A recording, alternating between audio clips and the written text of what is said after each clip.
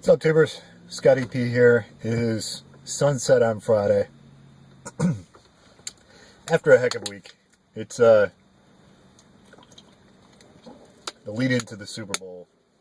And it's a busy time of the year for me as a potato chip guy. I'm working all kinds of hours. And I've had some other things going on. And maybe I'll tell you that story some other time. Anyway. I run afoul with some characters in the neighborhood.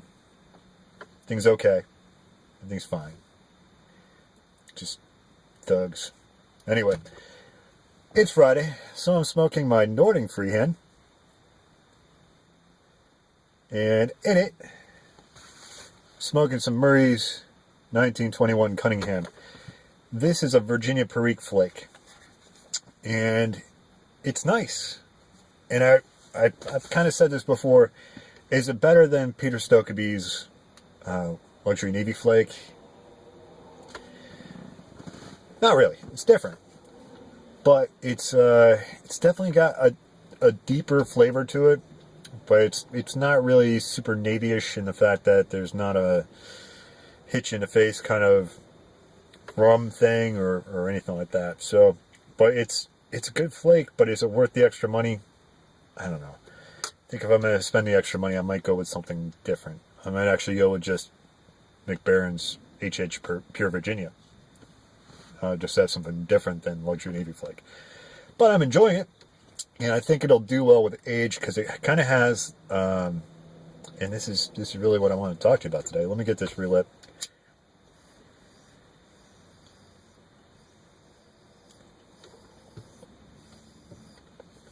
Coming up on a year now, almost. I still got a month and change left of smoking a pipe. And there are a few things that I have learned along the way that kind of hit me recently. So this is more of a newbies helping newbies kind of thing. So, and feel free to chime in and correct me or, kick that a little bit further down the road and make a more logical conclusion. Anyway, I'm tired, folks. So there's a few things that I've got recently that have kind of, hit me upside the head and said, wow, this makes more sense.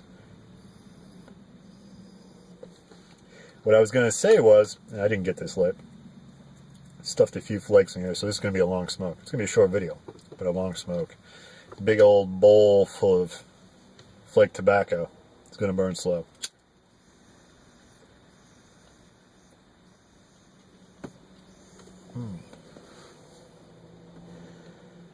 So, let's go with the first one. First one is, sometimes when I think a blend seems to be sort of young and could do with some age, what I mean by that is, it seems like there's kind of a quality to it that seems a little outspoken. Like, when you go to test a 9-volt battery on your tongue, if you've ever done this before, and you can feel that kind of alkaline sensation on your tongue, that's what I get. So having smoked a few blends that were brand new out of the tin and then trying to sample that was aged, like say 4 6 years, something like that, some of that alkaline sensation went away. So in my head, that's kind of where I'm gauging that could use with a little bit of age, might do with a little age, might be better with a little age as opposed to just toned down. Toned down is kind of like, in my mind, getting rid of that alkaline sort of sensation. That just might be me and how my tongue picks up on these things. I think I've tamped the crap out of this, so I'm really going to have to light it.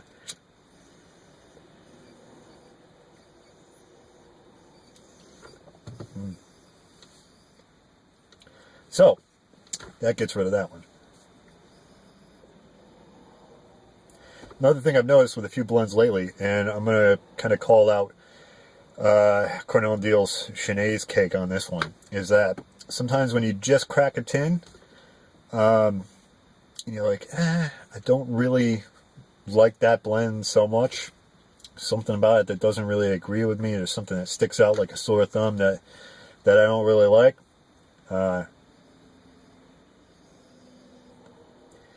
And I tried in a few different pipes or whatever, and I usually try something new. Recently, I've been, at least the last few months, I've been trying everything new right in the meerschaum, right off the bat, to try and get an idea of what the actual flavor is, so I don't smoke it in a possibly ghosted pipe.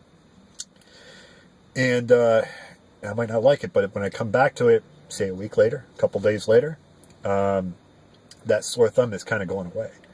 So I think, sorry, if this starts getting darker, that sun is definitely peeking behind the trees now. I think sometimes a blend needs to breathe a little. So, or it might, might benefit from a little, you crack the tin, it breathes for a few days. Unless it's like dry right off the bat, like some of them have been. Like 10 Russians was pretty dry when I opened it. That might not work for that, because there's really no moisture that's going to be leaving that, which is probably what happens over those few days. Because even if you just leave a flake out and let it dry for a little while, still, when you come back to a few days later, it might have changed a little bit. I'm not saying that age, I'm just saying that naturally some of that moisture is left, and it might work out a little bit better. Hopefully I went up in the dark. It's getting darker really quick here. So, let me see. I know I had another point. Sorry, folks, I'm just out of it. These 65-hour, 70-hour weeks are killing me. That's really about it, I think. Oh, here's a good one.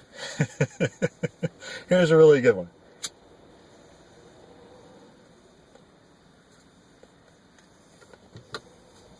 Ta-da. Don't use Graves grain alcohol to clean your pipes. Here's why. I was using Graves grain alcohol to clean my pipes for a little while. And then all of a sudden I'm thinking to myself, I'm having this one pipe one day that I've never had a Lakeland in. I'm thinking to myself, Jesus, I've ghosted this pipe with Lakeland. And then I'm thinking, I don't think I've ever had a Lakeland in this thing. And then I noticed it in another pipe. And then the next time I went to go clean a pipe with Graves grain alcohol, sorry, maybe that'll help. I opened the bottle and I realized that there's a little bit of a floral essence to Graves grain alcohol.